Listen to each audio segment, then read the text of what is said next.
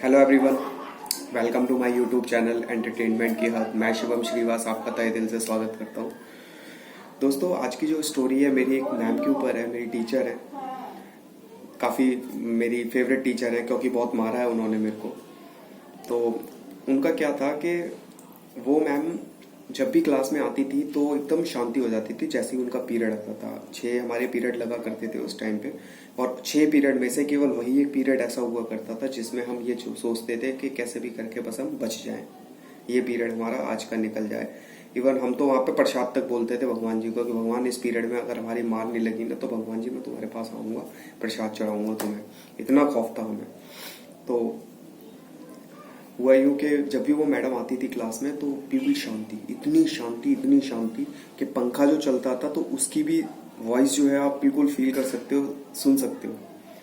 तो इतनी शांति हुआ करती थी। अच्छा, मेरे साथ क्या प्रॉब्लम था कि मैं नया नया शिफ्ट हुआ था दिल्ली से। जब मैं नया नया शिफ्ट हुआ तो वहाँ पे क्या सीन था कि हम लोग क्या करते थे, जब दिल्ली में जब हम स्टडी किया करते थे तो दिल्ली की स्टडी में क्या था कि जो भी स्टडी करते थे उसके ना डायरेक्ट हम फेयर बनाते थे, डायरेक्ट नोट्स बनते थे हमारे।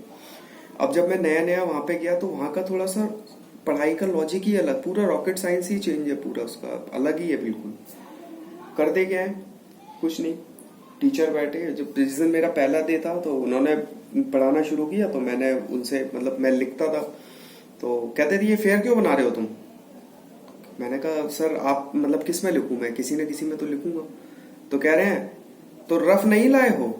मैंने कहा रफ तो नहीं लाए हैं। एक काम करो लला, 10 रुपया की इतनी बड़ी मोटी वाली रफ कॉपी आएगी, वहां में लिखवे करो, वो तुम्हारी महीना भर चलेगी। जहां में डायरेक्ट ना लिखवे करो, अगर खराब हो जाए, अबे यार कछु काटा पीटी हो तो फिर तुम बाके बाद में फिर तुम परेशान होगे कि नहीं होगे, तुम भी परेशान करोगे और हमको भी परेशान होना पड़ेगा। तो मैंने कहा सर, मैंने कहा फिर ज्यादा मेहनत नहीं हो जाएगी कि यहाँ पे अलग लिखूं वहां पे अलग लिखूं ना, जितना बोले उतना करो, समझे, ज्यादा ज्ञान ना चाड़ो। ठीक है भाई, सुन लिया।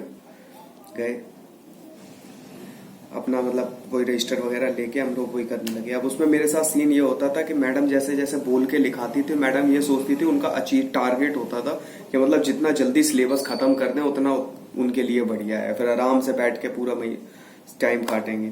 तो इतना स्पीड में बोलते थे कि मैं आधी चीजें लिखता था, आधी चीजें रह जाती थी, और आधी चीजें फिर लिखता था, आधी चीजें रह जाती थी। तो जब मेरी रफी कंप्लीट नहीं होती थी तो मैं सोचता था कि फेयर कंप्लीट करके कौन से झंडे गाड़ लूंगा। तो पढ़ाई वढ़ाई हमने की सत्यानाश हो तुम्हारी जी रखी, हमें नहीं करना पढ़ाई वढ़ाई। साला सर दर्द हो गया था उस टाइम पे पढ़ाई कर करके। पढ़ाई वढ़ाई कुछ नहीं, बस पूरे दिन लिखते रहो साला, पूरे दिन स्कूल में लिखो, घर पे लिखो, सब दिन लिखते रहो। तो साला काम पूरा नहीं होता था मेरा। तो मेरे को दिक्कत पता है किस चीज की होती थी, मेरे को दिक्कत इस चीज की होती थी कि जब काम पूरा नहीं होता था, पेरेंट्स मीटिंग में भी मेरी इसी चीज को लेके बेइज्जती होती थी। और हर थोड़ा सा मेरा ऊधमी मिजाज, तो मैं बहुत ज्यादा ऊधमी था, अब तो सुधर गया हूँ, वरना ऊधम तो मेरा अभी भी कभी कभी मैं कर देता हूँ जब मूड में आ जाता हूँ। तो उस टाइम पे क्या हुआ कि हम लोग ना, हमारे स्कूल में एक रूल था कि हम लोग ना वेडनेसडे को और सैटरडे को हमारे यहाँ पे व्हाइट यूनिफॉर्म का ट्रेड था, तो हम लोग व्हाइट यूनिफॉर्म पहन के जाते थे। वेडनेसडे को उस दिन क्या हुआ कि उस दौरान दिवाली का टाइम था, बॉम्ब वगैरह आ चुके थे, हालांकि अब तो दिल्ली में बैन हो चुके, लेकिन हमारे वहाँ पे उस टाइम पे, हमारे वहाँ अभी भी चलते हैं, और उस टाइम पे नहीं, उस टाइम पे आ गए थे। तो हम लोग क्या करते थे, मैं मोस्टली जो यूज करता था, मैं बॉम्ब, जो दीवार वाले जो बॉम्ब होते हैं जो जमीन पे मारते हैं, दीवार पे मारते हैं, आप लोगों ने ट्राई भी किए होंगे, मैं वो वाले बॉम्ब यूज करता था। और वो भी ऐसा यूज नहीं करता था कि एंटरटेनमेंट के लिए, दिवाली के लिए, मैं लोगों को डराने के लिए करता था। सामने कोई खड़ा हुआ है, मेरी बहन खड़ी हुई है, मेरी मम्मी खड़ी हुई है, मेरे या मोहल्ले पड़ोस के कोई भी अगर कोई नेबर्स वगैरह खड़े हुए हैं, पीछे से वो बात कर रहे हैं, पीछे से जाके उनके पीछे जाके भड़ाम सीना फोड़ना, शॉक हो जाते थे वो, एकदम से डर जाते थे। ऐसा करने में मेरे को बड़ा मजा आता था। गुलेल ले रखी थी मैंने, गुलेल पे क्या करता था, छत पे चढ़ जाता था मैं, और गुलेल में वही वाला बॉम्ब फंसा के और निशाना लगा के बिल्कुल जहां पे भी जो खड़ा हुआ उसके पैरों पे जाके मारता था, फटाक फटता था। लोग मेरे से परेशान हो गए।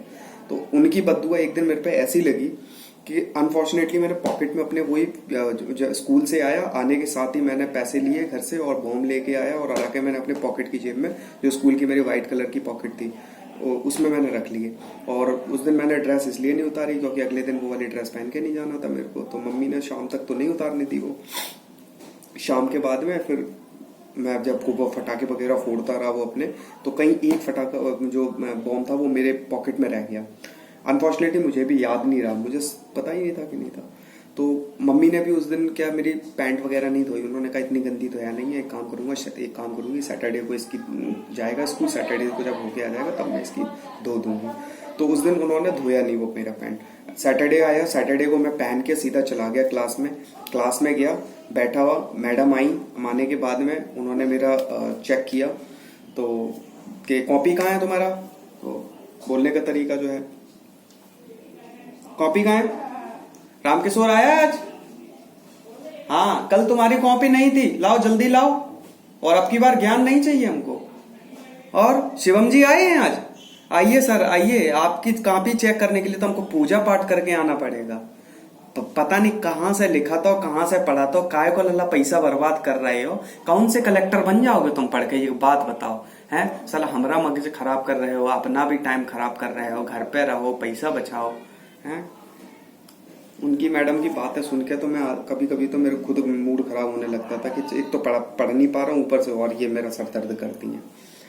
तो उस दिन क्या हुआ, कॉपी लेगा, मुझे तो पता था भाई पिटना तो है क्योंकि कॉपी मैंने दे रखी थी, सिलेबस मेरा पूरा नहीं था। तो उन्होंने क्या किया, हैंड पे डंडे मारते थे, जनरली हमें डंडे ही पड़ते थे, तो एक हाथ में डंडा मार दिया, ऐसे किया, दो हाथ दूसरा हाथ किया, दूसरे हाथ में मार दिया। तो इतने हम ढीठ हो चुके थे, इतना हमें पता चल गया था कि जनरली सारे टीचर दो ही मारते हैं, दो से ज्यादा क्या मारेंगे, थप्पड़ भी मारेंगे, दो मारेंगे, बहुत से बहुत बाल पकड़ के खींच देंगे, मुर्गा बना देंगे, इससे ज्यादा क्या करेंगे।